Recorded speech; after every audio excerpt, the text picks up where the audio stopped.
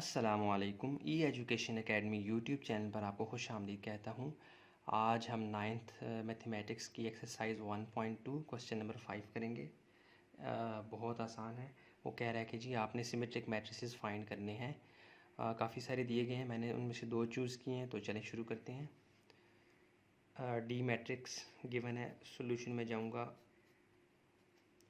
अब सिमेट्रिक से मुराद क्या है कि हमने उस मैट्रिक्स की रोज़ को कॉलम, कॉलम को रोज़ बना देना है, यानी उसको बिल्कुल चेंज कर देना है, उलट देना है उसकी रोज़ को, लेकिन वो अपनी शक्ल चेंज ना करे। हम उसको जितना मर्ज़ी उल्टाएं वो अपनी शक्ल बरकरार रखे। इस बरकरार रखने के नाम को सिमेट्रिक कहते हैं। तो डी, इसके ऊपर हम ट्रांसपोज लेंगे। इसके लिए क्या करते होते हैं हम, यानी उसकी रोज़ को कॉलम, कॉलम को रोज़ बनाने के लिए हम ट्रांसपोज लेते हैं। सबसे पहले डी मैट्रिक्स का मैं ट्रांसपोज ले लेता हूँ, यहाँ भी टी लिख देता हूँ, यहाँ भी टी। सोल्यूशन लिखने की आदत बना लें अपनी। 3 6 7 एज इट इज़ लिखते हैं। 6 5 2 7 2 4 इक्वल टू। अब डी का ट्रांसपोज क्या आएगा जी? अब हमने इस पर ये टी अप्लाई कर देना है, ट्रांसपोज अप्लाई कर देना है। तो 3 6 7 जो इसकी रो है उसको आपने कॉलम बना देना है। 3 6 7 अब पहले रो की फॉर्म में थी, अब इसको कॉलम बना देना है आपने। 3 6 7, यानी अपने जहन में ये रख के चलें कि मैं रोज़ को कॉलम बना रहा हूँ। 6 5 7 आप इसको उल्टा दें, रो कॉलम की शक्ल में आए। 6 5 7 6 5 2 सॉरी 6 5 2 7 2 4 रो है, इसको कॉलम बना दें 7 2 4। लेकिन आप गौर करें, ये और ये मैट्रिक्स हमने रो को कॉलम बनाया अपनी तरफ से, लेकिन बिल्कुल भी नहीं बदला, अपनी शक्ल एज इट इज़ रखी हुई है। इसका क्या मतलब है कि डी का हमने ट्रांसपोज लिया, लेकिन वो वापस क्या आ गया? डी। देखें ना, इस मैट्रिक्स और इस मैट्रिक्स में क्या फ़र्क है? कोई फ़र्क नहीं है। इसका मतलब है कि ये क्या है? सिमेट्रिक है। हेंस डी इज़ ए, थोड़ा स्क्रीन से बाहर हो गया, D is a symmetric matrix. यहाँ तक भी सवाल ठीक है, वैसे थोड़ा सा उसको एक्सप्लेन कर दिया मैंने। अच्छा, नेक्स्ट इसको देखते हैं। एफ़ मैट्रिक्स को सोल्यूशन लिखते हैं, उसके बाद एफ़ की तरफ जाते हैं। हाँ जी, तो एफ़ का भी हम ट्रांसपोज लेंगे यहाँ पर भी, और इसके मैट्रिक्स का भी ट्रांसपोज ले लेते हैं। क्या है जी? एंट्रीज एज इट इज़ लिखते हैं। 2 3 7 -3 5 1 6 8 2। अच्छा जी, अब आपने क्या करना है जी? एफ़ का ट्रांसपोज ले लें, तो ये इस टी को यानी ट्रांसपोज को अंदर अप्लाई करें। जो रो है उसको कॉलम बना दें। 2 3 7 है, इसको कॉलम बनाएंगे तो क्या बन जाएगा? 2 3 और 7। अच्छा जी, -3 5 1 है, इसको भी कॉलम बना दें। -3 5 1 सॉरी 6 8 2, ये रो है, इसको कॉलम बना दें। 6 8 2। अच्छा, अब आप गौर करें, हमने ट्रांसपोज ले लिया है, क्या इसकी शक्ल अपनी ओरिजिनल यानी कि एफ़ से मिलती है? देखिए, 2 -3 6 2 -3 के बजाय +3, 7 की जगह 6। इसका मतलब है नीचे भी एंट्रीज डिफरेंट होंगी। इसका मतलब है ये एफ़ जो है इस यानी ट्रांसपोज लेने के बाद ये अपनी असल शक्ल में वापस नहीं आया जो कि इसकी थी। इसका मतलब है F transpose is not equal to F. तो क्या होगा? हम कह सकते हैं hence matrix F is not symmetric, non symmetric है, मतलब नॉट सिमेट्रिक, नॉन सिमेट्रिक है। तो बाकी जितने भी सवाल हैं वो इसी तरह के हैं, तो इंशाल्लाह आप वो कर लेंगे। तो नेक्स्ट क्वेश्चन नंबर 6 की जानिब चलते हैं। हाँ जी, क्वेश्चन नंबर 6 में वो कह रहा है कि जी मैट्रिक्स ए और बी हैं, आपने इन दोनों को प्लस करना है, उसके बाद मुझे बताना है क्या ये सिमेट्रिक हैं या नहीं हैं। तो हम सबसे पहले क्या करेंगे? ए और बी को प्लस करेंगे, उसके बाद उसका ट्रांसपोज लेंगे, और ट्रांसपोज अगर वो ए प्लस बी जैसा आएगा तो हम कहेंगे वो सिमेट्रिक है, वरना नहीं। तो इसको सॉल्व करते हैं। ए मैं लिख देता हूँ, सोल्यूशन में जाता हूँ मैं। मुझे सबसे पहले ए प्लस बी फाइंड करना है, तो A plus B is equal to लिख के पहले ए मैट्रिक्स लिखूँगा, ठीक है, फिर प्लस बी मैट्रिक्स लिखूँगा। तो ए क्या है जी? ए है जी 2, आप बुक देख सकते हैं, 2 3 1 4 2 3 और 6 1 3 6 1 3। और बी क्या है जी? 3 5 5 3 5 5 412 एक दफ़ा दोबारा देखें 231423613355 बिल्कुल जी ठीक है। अब आगे चलते हैं, इनकी एडिशन करते हैं। अच्छा, ये एडिशन बहुत आसान है, सबसे ज़्यादा आसान है मैट्रिक्स में। 2 की पोजीशन पे नेक्स्ट जो पोजीशन पे एलिमेंट होगा उसके साथ आपने इसको ऐड करना है। यानी पहली रो पहला एलिमेंट, पहली रो पहला एलिमेंट 3, तो इन दो को आपने ऐड करना है। 2 हो जाएगा 3 के साथ ऐड, 3 हो जाएगा, देखें दूसरा एलिमेंट है पहली रो का, दूसरा एलिमेंट है पहली रो का, इसके साथ ऐड करते हैं। इसी पोजीशन पे जो दूसरा होगा उसके साथ आपने ऐड करना है। एडिशन तभी होती है जब ऑर्डर सेम होता है। 3 और 5 क्या हो जाएगा, ऐड हो जाएंगे 3 + 5, और 1 भी ऐड हो जाएगा 1 + 5, और इसको क्लोज कर दें। 4 ऐड हो जाएगा इस 4 के साथ, 4 + 4, ये 2 ऐड हो जाएगा 1 के साथ, 2 + 1, 3 ऐड हो जाएगा 2 के साथ, 3 + 2। इसी तरह 6 + 0 1 + 4, 3 + 6। अच्छा, अब इसको मैं आगे कर देता हूँ जगह बचाने के लिए। अब आगे देखें इसका आंसर क्या आ रहा है। 3 + 2 क्या हो जाएगा, बस एडिशन करनी है सिंपल। 5 8 6, फिर ये भी 8 हो जाएगा, और ये 3, और ये 5, ये 6, ये 5, और ये 9। हाँ जी। अब ये a + b का आंसर क्या है एग्जैक्टली, तो हमने फाइंड करना है। वी हैव टू प्रूव, यानी कि हमने क्या प्रूव करना है, a + b का whole transpose is equal to a + b। यानी कि हमने a + b को उलटना है, उसका ट्रांसपोज लेना है, वापस आंसर a + b ही आना चाहिए, तभी हम साबित कर सकते हैं कि a + b क्या है, सिमेट्रिक। तो चलें इसका ट्रांसपोज लेते हैं।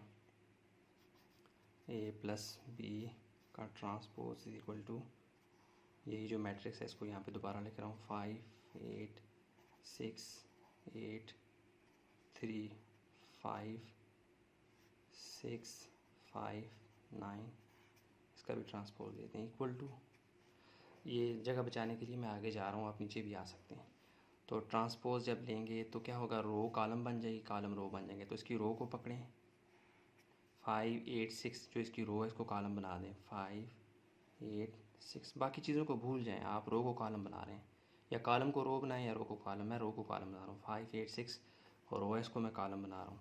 8 3 5, ये रो एस को मैं क्या बना रहा हूँ, कॉलम। 8 3 5 6 5 9, ये रो एस को मैं क्या बना रहा हूँ, कॉलम। 6 5 9। अब आप गौर करें, जो a + b का मैट्रिक्स था ये वाला था, जिससे हमने उठा के यहाँ पे लिखा था 5 8 6 5 8 6 6 8 सॉरी 8 3 5 8 3 5 6 5 9 6 5 9, बिल्कुल सेम है। इसका क्या मतलब हो गया कि वाकई a + b का जब ट्रांसपोज लिया तो वो वापस क्या आया, a + b, हिंस प्रूव्ड। यानी कि हमने ये साबित कर दिया कि वाकई a + b सिमेट्रिक है। तो बहुत आसान था। चलिए क्वेश्चन नंबर 7 की जानिब चलते हैं।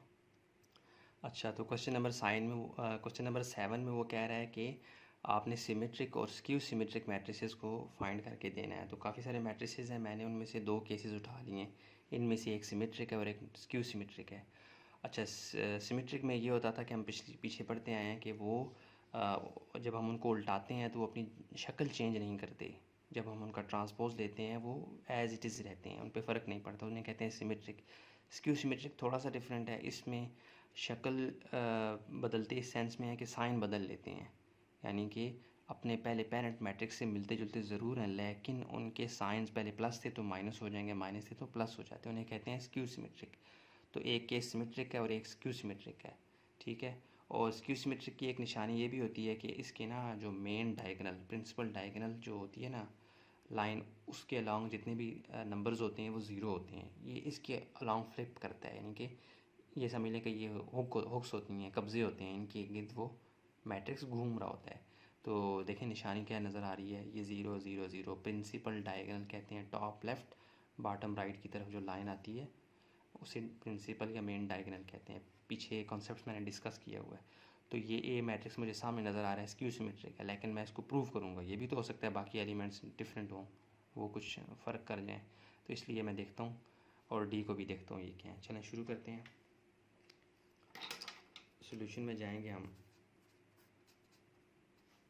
तो हम सबसे पहले यानी कि सिमेट्रिक या स्क्यू सिमेट्रिक जब भी फाइंड करना होगा तो सबसे पहले आप ट्रांसपोज लेंगे। ट्रांसपोज ही आपको बताएगा ये सिमेट्रिक है या स्क्यू सिमेट्रिक है।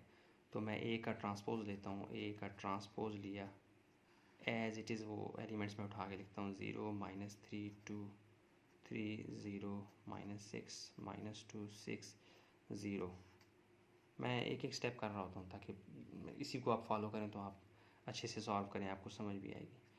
तो ट्रांसपोज ले लेते हैं। आपकी ट्रांसपोज टी के अंदर अप्लाई होगा तो 0 -3 2 जो रो है वो कॉलम बना दें। 0 -3 2 जो था इसको आप कॉलम बना दें, 0 -3 और 2। 3 0 -6 है, इसको कॉलम बना दें, 3 0 -6 -2 6 0 है, इसको आप कॉलम बना दें, -2 6 0। ए ट्रांसपोज आपने ले लिया था। अच्छा अब आप और करें, ये वाला मैट्रिक्स और ये वाला मैट्रिक्स मैच करते हैं लेकिन विद डिफरेंट साइंस। कैसे? ये ज़ीरो है, ये भी ज़ीरो है। ज़ीरो तो ज़ीरो का न्यूट्रल होता है, उसका कोई साइन नहीं होता, उसको आप इग्नोर करें। -3 +3 +2 -2, यहाँ भी 3 है, यहाँ भी 3 है लेकिन माइनस है। यहाँ पे ज़ीरो, ज़ीरो को तो आप इग्नोर करेंगे। -6 +6 2 -2 6 -6 0 0 न्यूट्रल होता है। इसका मतलब है जब आपने ए का ट्रांसपोज लिया वाकई ए आया, लेकिन उसके तमाम साइंस उलट चुके थे, यानी वो अपनी शक्ल बदल चुका था विद रिस्पेक्ट टू साइंस, तो हम कहेंगे A transpose is equal to -a। और ये तो है ही स्क्यू सिमेट्रिक की निशानी कि जब ए सिमेट्रिक, ए ट्रांसपोज का मैट्रिक्स -a आ जाए यानी उलट आ जाए तो वो क्या कहलाता है? Skew symmetric. Hints it is skew symmetric. अच्छा जी, अब इसको करते हैं डी को, सॉल्यूशन लिखते हैं, वही काम करेंगे। सॉरी ये डी है ना, तो अब डी का ट्रांसपोज इज़ इक्वल टू 3 4 -5 4 6 3 -5 3 7। यहाँ भी आप ट्रांसपोज का टी लिखते हैं इज़ इक्वल टू, अब उस ट्रांसपोज की टी को अंदर अप्लाई करें। मतलब क्या होगा कि रोज़ को कॉलम और कॉलम को रोज़ बना दें। 3 4 -5 है तो ये बन जाएगा 3 कॉलम, ये रो है, ये कॉलम बन जाएगी 3 4 -5। ये 4 6 3 है, रो है, इसको कॉलम बना दें 4 6 3। ये -5 3 7 रो है, इसको कॉलम बना दें -5 3 7। ये डी ट्रांसपोज चल रहा है। D transpose is equal to, अब आप और करें, ये वाला मैट्रिक्स और उसका पेरेंट जो मैट्रिक्स जो ओरिजिनल था वो बिल्कुल सेम है।